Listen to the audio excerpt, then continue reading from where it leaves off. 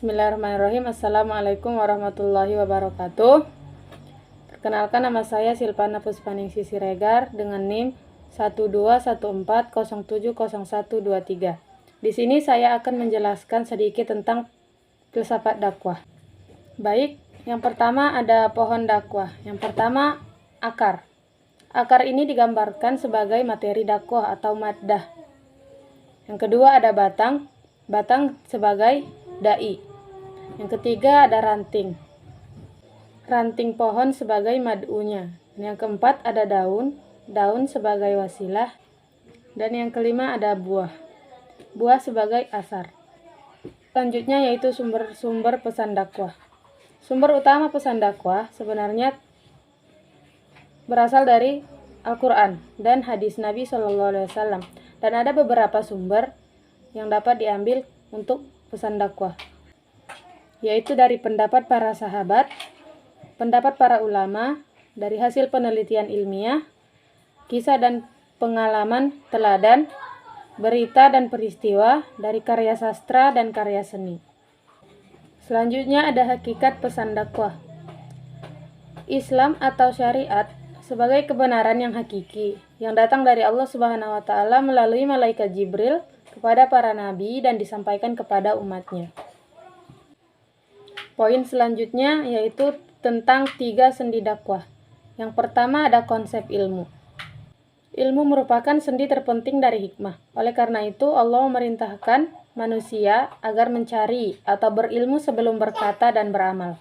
Sendi dakwah yang kedua yaitu konsep al-hilmi atau sabar. Al-hilmi berarti akal atau dewasa, yaitu mampu menahan diri dari gejolak amarah atau suatu kondisi pertengahan antara dua sifat negatif, marah dan dungu atau hina. Dan yang terakhir ada konsep al-anah. Kata al-anah sendiri berarti melangkah pasti dengan tidak tergesa-gesa. Bagi seorang dai, sikap berhati-hati membantu. Selanjutnya yaitu perbedaan akhlak dan etika menurut perspektif filsafat. Akhlak adalah suatu keadaan jiwa seseorang yang menimbulkan terjadinya perbuatan-perbuatan seseorang dengan mudah.